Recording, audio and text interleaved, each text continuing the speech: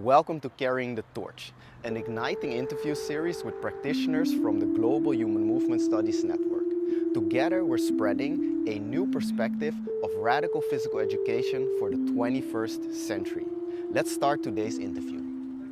Hello, there's Rich from Hidden Body, and next to me, Matt Bernstein, owner and founder of APECO movement in the United States, long-term practitioner, father, and dare I say, one of the most experienced people within the field of movement. We are here in Padova right now for the closure of the Human Movement Studies. Could you speak a little bit about what you did today? Yeah. So first of all, hi. Today we spent the day in this beautiful place, and actually like a very spiritual place for a lot of the people in this area. A lot of parkour, breaking, really started here. And it's a special place for me to be in because as somebody who wants to experience all the world of movement has to offer, even though I never had practiced here before, you can still really feel that a lot has happened. And so we started out the day working on some coordinations of the body, working with some tennis balls and some footwork, and played some games, which was actually very, very fun games. And then from there, we stayed in the footwork world, worked with the shablon a little bit. And then for me, the most important part was the application of it. So I've done the shablon now for maybe 4 years, jumping in the squares. But now to say, okay, just put the shablon out in the world, like this is where I think movement's really starting to expand beyond just the games and more really applying what we're practicing into these different worlds. So it was very potent, and I think just as a principle of how we practice, why we practice, and then let's go do the thing, not just always make a game of it, but go actually experience it. So, So really taking all the skills and techniques that you've learned and then applying them in real life in unexpected scenarios. You also told me that you were a firefighter. Do you see any similarities between this ability to apply the shablon in a different scenario and firefighting? Yeah, that's actually beautiful. In firefighting, so much of it is training, because it's not like there's fires in a building every single day. And one of the principles we use that's similar in maybe the military is that you fall back to the level of your training. And so you're always trying to train at such a high level so that when you're fatigued, when you're in a stressful situation, you still have it in your nervous system. Like subconsciously, you know everything that you can do. And so I do agree, and Marcello spoke to this a lot today and this weekend. We have to go do the thing. Like if it's fighting, eventually we have to go and test ourselves there, because if not, we might be a little delusional. And for me, it's been a great reminder. I'm already planning when I get home of having more of these experiences with the students and allowing them to really be immersed, because I think many people come to us thinking, okay, it's a little more safe because they teach things very clearly, and maybe I won't have to go and jump on the rails. Maybe I won't have to go and work on some boxing. But to really say to myself, we need to go do that. We need to. Not everyone needs to, but I do think the majority of the students should at least give it a shot. So really making sure that you are applying it, and this idea of applying it seems to be very important to you. If you look at your practice, because you've been within this field for a very long time, what would you say is the biggest obstacle you've come across as a practitioner and as a student? And you mean like a teacher. Field or just in general? Just in general. We were just talking about it, actually. The idea that I had to be good at everything, and the idea that I always had to be progressing in my skills or my application of my skills. And we just spoke. I think the more I take this very seriously, and I also have to remember that for me, this is a lifelong decision to do this. And so, I'm working with an injury and watching everybody jump and have fun and explore and be really together as a group. And then for me saying, it's probably the right idea to just be with everybody and maybe do a little bit, but I have to be smart because I want to practice tomorrow. I'll be home. I want to see my kids and feel like I can play with them. Yeah. And so it was really this letting go of the need to be very high level from the outside. Like an easy one for me is saying the one arm chin up. Yeah. I achieved it. I could do multiple reps. And then one day I said, it's not giving me anything other than Instagram likes. Yeah.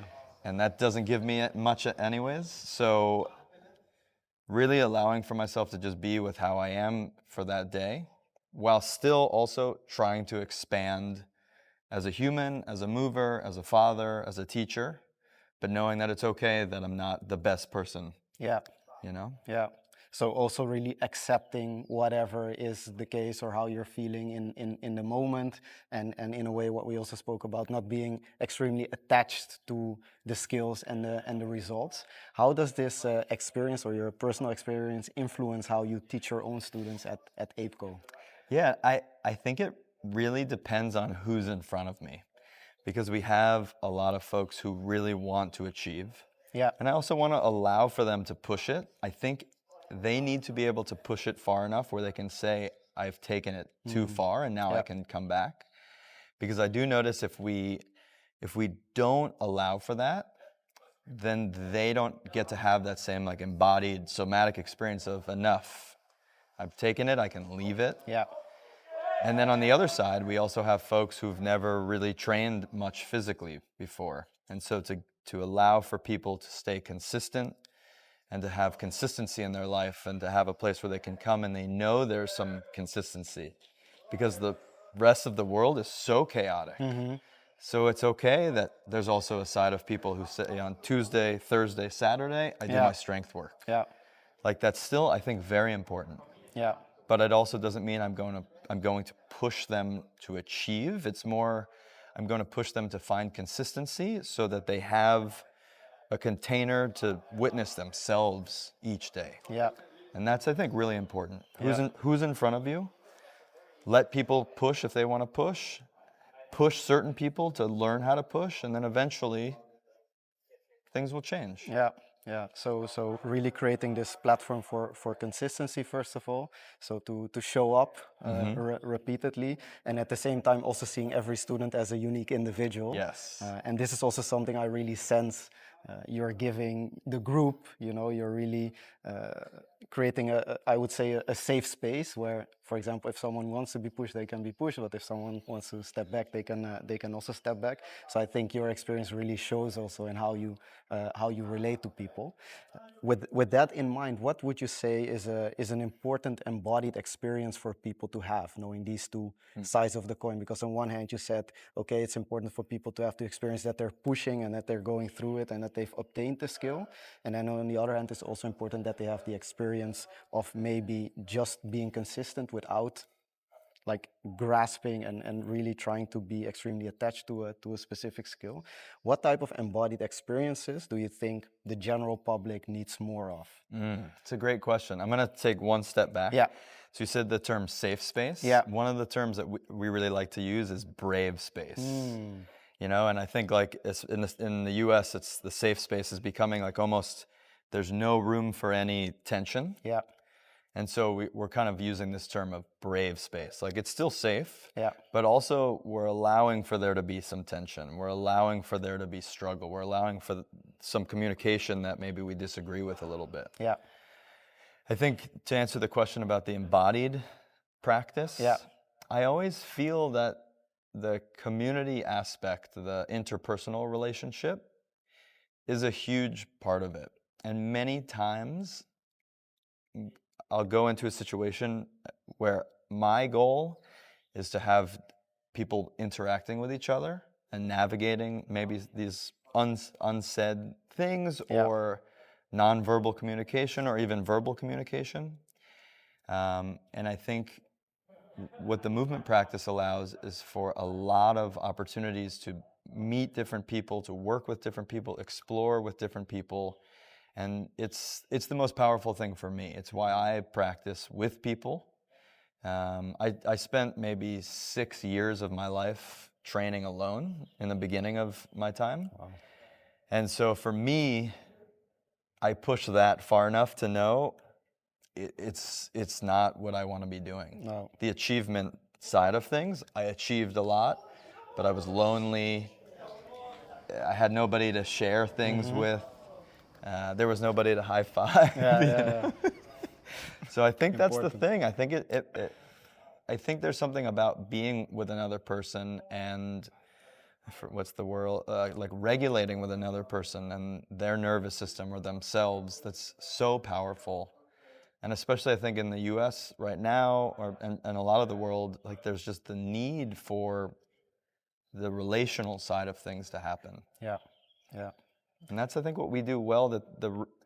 Don't get me wrong, I like going sometimes once a month, going to the gym and just seeing what it's like, the regular gyms, but most people are very siloed. Yeah.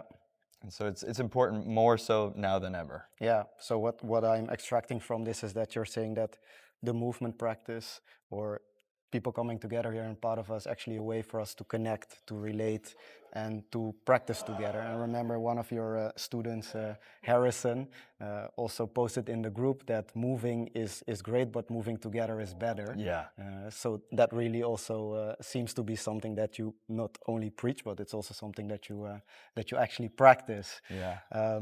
So if a new student comes into your class, doesn't know anything about you, but there's something that you could say that person or tell that person in the first class, and at the same time would also be your last class ever, right? So it's a moment for you to share those final words. What would you say to a new person and why? Wow. I would tell them to give themselves the space and to allow for the practice to unfold. And that the urge to be good at something is it's not necessarily the wrong place to start, but anyways, you're going to come back to the beginning. And it doesn't matter in what discipline that we're practicing, but the rush to be proficient, the rush to be good or great or amazing doesn't really matter, because at the end of the day, we're always returning back to this home of fundamentals. And the biohacking world, it's kind of the opposite, where it's optimizing to be as healthy, as learn as quickly as possible. But in reality, the learning continues all the time. And if we can listen with the ears of somebody who's been doing it for a long time and really just pay attention to the very basic things that a teacher's saying to you, I think it will give the space to be more embodied, more present, and there is no rush. There's no rush at all. So be patient, and also know anyways, you're going to take it here, and then one day I'm just going to bring you back here, because you're going to have to bring the next student up anyways. Yeah. So there's no rush to get here, whatever here is, Yeah. because we'll always be circling Going back home. again. Yeah. Wow, beautiful. I think yesterday or the day before yesterday, we also spoke about how if you have a lot of experience, there are things that you can say that are trying to condensate this experience into just a few sentences. And I really feel you hit the nail on its head by saying what you just said, to allow this process of unfolding to happen and to create a brave space.